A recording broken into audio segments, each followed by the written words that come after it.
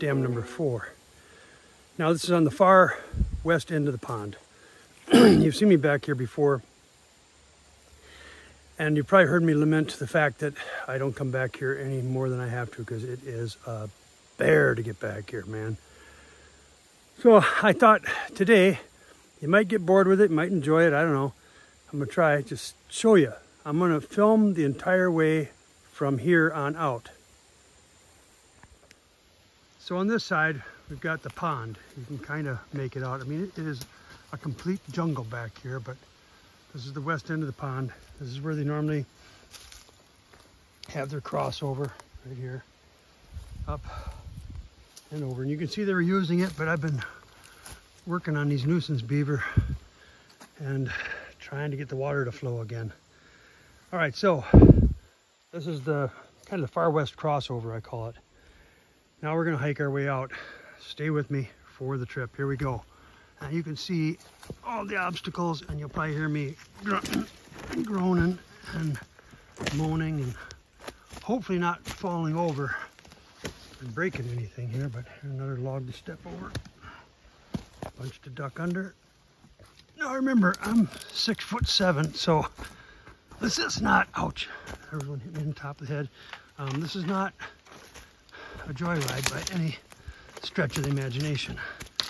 All right, so whew, easy sailing right here. Not for long. The deer run the top of this bank. Again, pond is there and river's over here.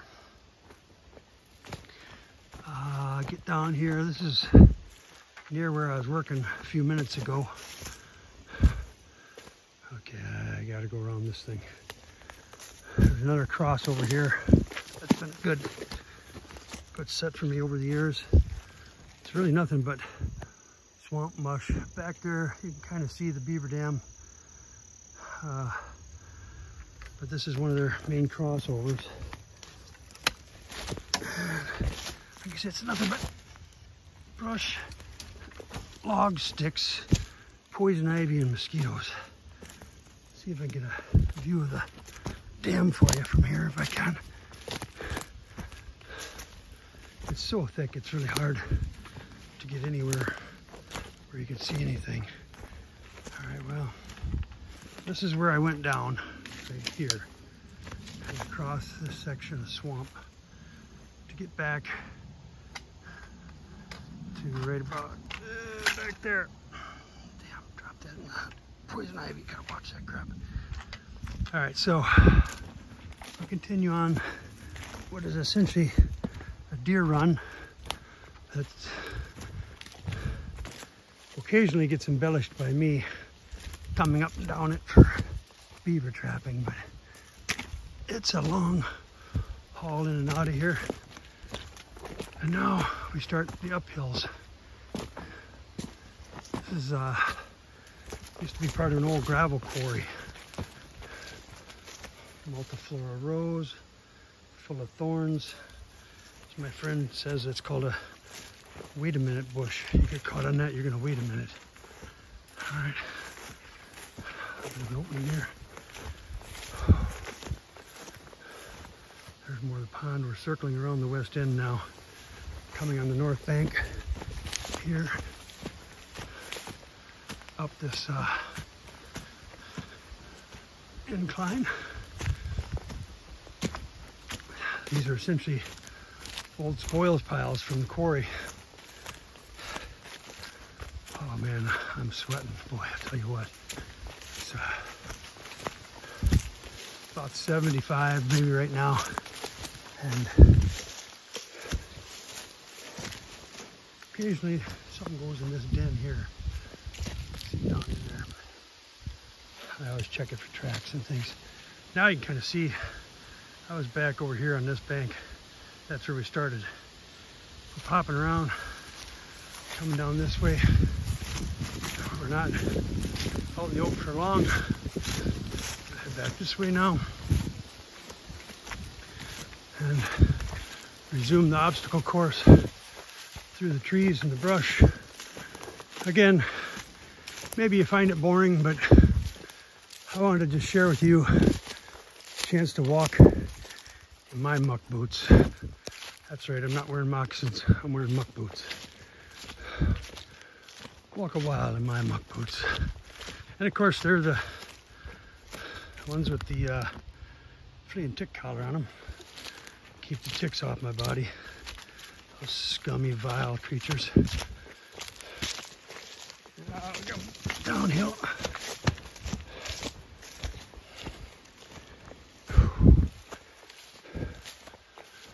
All right.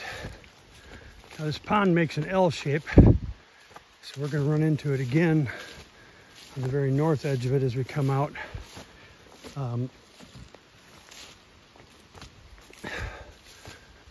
This is kind of a sanctuary for deer back here because it ain't fit for man nor beast, as Eucorn Cornelius once said. And I'd have to agree. Like I say, there's poison ivy everywhere. That's the three-leafed scum there. Luckily, I've never had it. I pray I never will. It's also a good thing I wear glasses because a guy could get his eye poked out back here if he's not careful, I'll tell you what.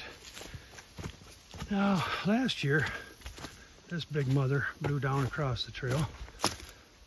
And if you've watched my other videos, you've probably seen me sitting here demonstrating how to set a 330 conibear. This is kind of interesting here. There's a small spring that I pass right here, and you can see there's otter or somebody playing in here, enjoying that fresh running water. Comes out, joins the creek over that way a little bit. And then of course last year, you probably saw in a video too, that there was a tree where the beavers had started in on it pretty heavily and started gnawing at the base. Well, good wind, it was compromised, she came down. This whole poplar has seen better days, but you know, the beaver started it down there, as you can see. Weakened it such that it could come down. All right, so now we're almost there. We're almost there.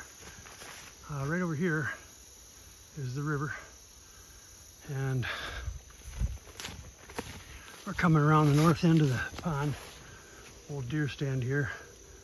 Wouldn't climb up in that one, boy. Could really break your neck. She's old and dilapidated, but